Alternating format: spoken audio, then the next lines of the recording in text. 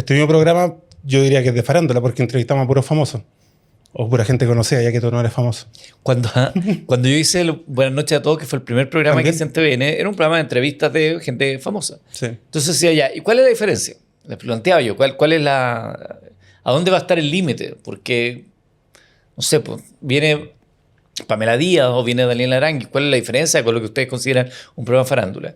Entonces, según el lineamiento editorial de TVN, si yo me dedicara solo a hablar de sus romances, las peleas, las disputas, me estoy metiendo en un ámbito más de farándula, porque más allá de la persona es como son los hechos.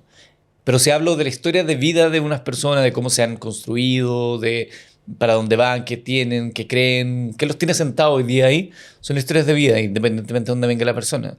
Y a mí me pareció interesante ese foco, porque al final del día yo creo que todos tenemos una historia que contar, todos. Los conocidos, los no conocidos, y especialmente la gente no conocida. Hay historias maravillosas. Te tiene que haber pasado a ti reporteando que de pronto conoces a alguien, pasas a algún lugar. Mira, el otro día fui a Canela a animar un festival y me quedo en unas cabañas y me dicen para almorzar, vamos a ir a la calle siguiente, ahí está el restaurante Arenas. Vamos. Y un fin de semana anterior había sido el Festival del Cabrito en Canela. Yo me quedo con las ganas y dije, qué lástima que no coincidieron porque Cordero, Cabrito a mí... estamos hablando de eso. Delicia, sí. Estamos hablando de eso. De comida, No, sí. no se pasa un rollo. Y voy y me dice, ¿y tenemos cabrito? Ah, venga para acá, deme cabrito. Y me dieron un cabrito, oye, exquisito, comida con sabor a casa. ¿Cachai? Cuando el sabor de la comida es como si te lo hubiera hecho tu abuela o tu mamá. Ya, maravilloso. Y vino el segundo día, porque Cayo Bueno repite o Cabrito Bueno repite, el dueño se sienta conmigo y me empieza a contar la historia de cómo su mamá construyó eso. Cómo iban a la playa, se ponían a vender humita o lo que fuera, cómo se instalaban. Bueno, y fue construyendo un lugar que es el orgullo de ellos para su familia. Y esa historia, una linda historia. Si él hubiera sido una persona, una celebridad, estaría en los principales programas siendo entrevistado, pero como no es celebridad, no está. Pero esas historias me encantan. Y yo creo que por eso que todos tenemos una linda historia para contar en la vida. Pero esas historias de repente no están en la televisión misma porque la gente no las consume, digamos. Mira, los programas como Chile Conectado, Sabingo y todas las derivadas que existen parecidas, yo creo que recogen un poco eso. Van a los lugares, a las caletas, a los pueblos y van haciendo un compendio de historia. Yo creo que esos programas hay que prestarle mucha más atención porque de alguna manera van haciendo como un recorrido y un rescate patrimonial que es bien importante. A veces se tienden a mirar medio a huevo y yo creo que aquí ahí hay algo que puede quedar para la posteridad muy interesante. Voy a hacer un paralelo bien grande, pero quiero marcar la diferencia desde ya. Paréntesis. Violeta Parra se dedicó a recorrer los campos buscando canciones y tradiciones para traerlas de vuelta y ponerlas en discos y darle de nuevo un espacio. Yo creo que hacen programas como, insisto, Chile Conectado o Sabingo, solo por poner dos ejemplos, es un poco recoger esas historias que son desconocidas y que a lo mejor se habrían ido perdiendo en el océano del tiempo y que tienen un espacio en la televisión. Ahora, podríamos discutir un espacio el fin de semana en la tarde, no sé qué, igual tienen su audiencia. Yo creo que al final del día la televisión se está moviendo como un menú que es a la carta, donde la gente verá lo que quiere ver y después lo verá en otras plataformas a la hora que lo quieren ver. Pero creo que hay mucho de ese rescate. Ahora, si la audiencia fuera, o las audiencias, porque no hay un señor audiencia, las audiencias, fueran más coherentes con lo que dicen, por ejemplo, en una encuesta, tendríamos otros contenidos en televisión. Cuando uno ve la encuesta, ¿qué les gustaría ver? No, la ópera, nos gustaría ver teatro, nos gustaría ver... Y cuando se dan esos contenidos no pasa nada, no pasa nada. Hace poco TVN transmitió Carmina Burana por la Universidad de Chile, un día sábado en la tarde. Sí. Estadio Nacional, preciosa puesta en escena.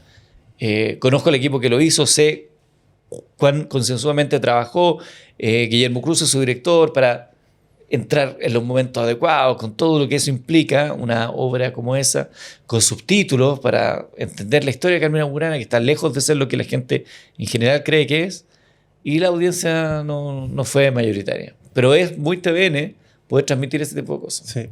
Y volviendo un poco al matinal y lo quizá un poco difícil que es hacer matinal, ¿es más difícil quizás hacerlo en TVN también? Porque cumple con un rol distinto también. Sí, claro, TVN tiene lineamientos editoriales que son, yo creo, probablemente más marcados que en otros lugares. Entonces, todos los canales tienen líneas editoriales y eso es la cancha donde tú te puedes mover. Pero TVN es súper sensible con eso y hay un directorio que es muy sensible y lo primero que tú haces cuando llegas a TVN es que te entregan un libro rojo donde está clarito todo lo que tienes que saber y no saber.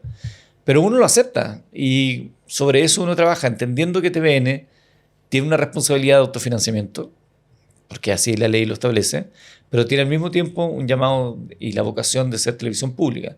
Y por eso TVN tiene que financiar NTV, que es la señal educativa, cultural y familiar, financia llegada a todo el territorio nacional, la señal internacional y muchas cosas que los otros canales no tienen la obligación de hacer. Sí, y ahí se produce también una competencia desleal de todos contra TVN, porque TVN no compite en las mismas condiciones que compiten los otros canales. Y eso es lo que la gente de repente como que no sí, no pero sabe. no lo considero una competencia desleal. Ya. Yo creo que la ley de TVN, y esto, a ver, lo digo a título personal, soy trabajador de TVN, pero no represento a nadie más que a mí mismo. Yo creo que la ley de TVN de los 90 era para una televisión que ya no existe. Porque los cambios tecnológicos, mira dónde estamos haciendo tele. Estamos en un edificio, aquí en Providencia, en lo que antes pudo haber sido una habitación de una persona, y hoy día es un set Anda de por ahí televisión. de repente, aparece. Aparece la noche de lunes. Y hoy día es un set de televisión. Y los podcasts que hacemos, y las transmisiones que hacemos, las cosas que grabamos con un celular, podemos hacer televisión. Entonces la televisión cambió. Han pasado cuánto de los 90 hasta ahora 30 años. O sea, de verdad el cambio es absoluto. La gente que ve televisión va envejeciendo. En general la que ve televisión lineal.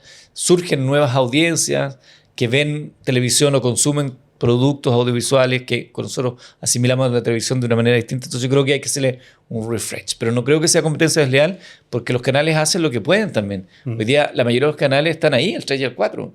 Son pocos los canales que muestran números que no sean rojos. Entonces no creo que sea una competencia desleal. Yo creo que todos los canales hacen su esfuerzo para tratar de mantener una industria que es súper necesaria para el país.